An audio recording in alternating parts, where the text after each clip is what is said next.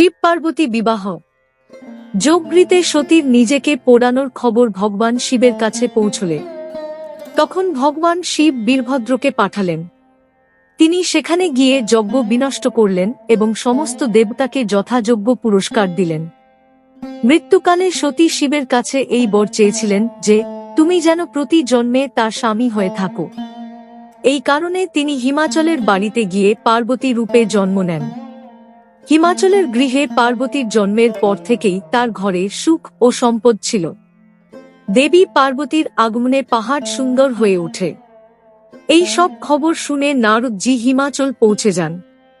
সেখানে পৌঁছে তিনি হিমাচলের সাথে দেখা করে হাসতে হাসতে বললেন, আপনার মেয়ে গুণের খনি। তিনি সুন্দরী, ভদ্র এবং শান্ত প্রকৃতির। সুন্দর গুণে পরিপূর্ণ এই মেয়েটি, এটি আপনার স্বামীর কাছে প্রিয় হবে। এখন শুনুন, এর দু চারটা দোষ আছে। মূল্যহীন, সম্মানহীন, পিতামাতাহীন, উদাসীন।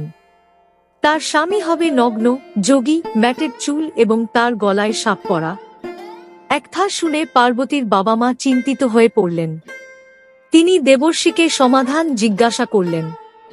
তখন নারদজি বললেন, আমার অনুমানে আমি যে সব দোষের কথা বলেছি তার সবই শিবের। যদি কেউ ভগবান শিবের সাথে বিবাহ করেন তবে এই দোষগুলি পুণ্যের সমান হবে। যদি আপনার মেয়ে তপস্যা করে তবে কেবল ভগবান শিবই তার ভাগ্য পরিবর্তন করতে পারেন।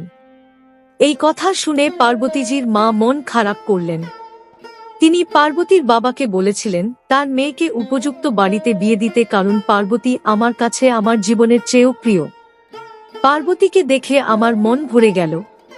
পার্বতী তার মাকে বললেন, মা, একজন ব্রাহ্মণ আমাকে স্বপ্নে বলেছেন যে নারদজি যা বলেছেন তুমি তা সত্য ভেবে গিয়ে তপস্যা করো। এই তপস্যা তোমার দুঃখ নাশ করবে। এরপর পরম আনন্দে পিতামাতাকে বোঝানোর পর পার্বতী তপস্যা করতে যান। শিবকে স্বামীরূপে পাওয়ার জন্য পার্বতীজি তপস্যা শুরু করেন। কিন্তু শিব কখনই পার্থিব বন্ধনে আগ্রহী ছিলেন না, তাই পার্বতীজি অত্যন্ত কঠোর তপস্যা করেছিলেন যাতে শিব খুশি হন এবং তাকে বিয়ে করেন। সপ্তর্ষি সতীকে পরীক্ষা করতে গেলে সপ্তর্ষি পার্বতীর কাছে গিয়ে জিজ্ঞেস করলেন কার জন্য এত কঠিন তপস্যা করছেন। তখন পার্বতী ইতস্তত করে বললেন, তোমরা আমার বোকামি শুনে হাসবে। আমি শিবকে আমার স্বামী বানাতে চাই। পার্বতীর কথা শুনে সকল ঋষিরা হাসতে লাগলেন এবং বললেন, যে নারদ সবকিছু ধ্বংস করেন তার উপদেশ শুনে আপনি শিবকে স্বামী হিসেবে গ্রহণ করেছেন। তাদের কথায় বিশ্বাস করে আপনি এমন একজন স্বামী চান যিনি স্বভাবতই উদাসীন, কোনো গুণহীন, নির্লজ্জ, নিকৃষ্ট পোশাক পরা, গৃহহীন, উলঙ্গ এবং গায়ে সাপ পরা। বলুন তো, এমন বরের সাথে দেখা করে কি সুখ পাবেন? এখন আমরা বলি যে আমরা আপনার জন্য খুব ভালো বর বেছে নিয়েছি। আমরা আপনার জন্য যে বরকে বেছে নিয়েছি তিনি হলেন লক্ষ্মীর অধিপতি এবং বৈকুণ্ঠপুরীর বাসিন্দা।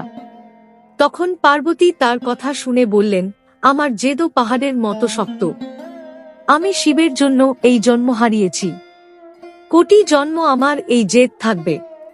পার্বতীর এই কথা শুনে সকল ঋষিরা বললেন, তুমি মায়া আর শিবই ভগবান।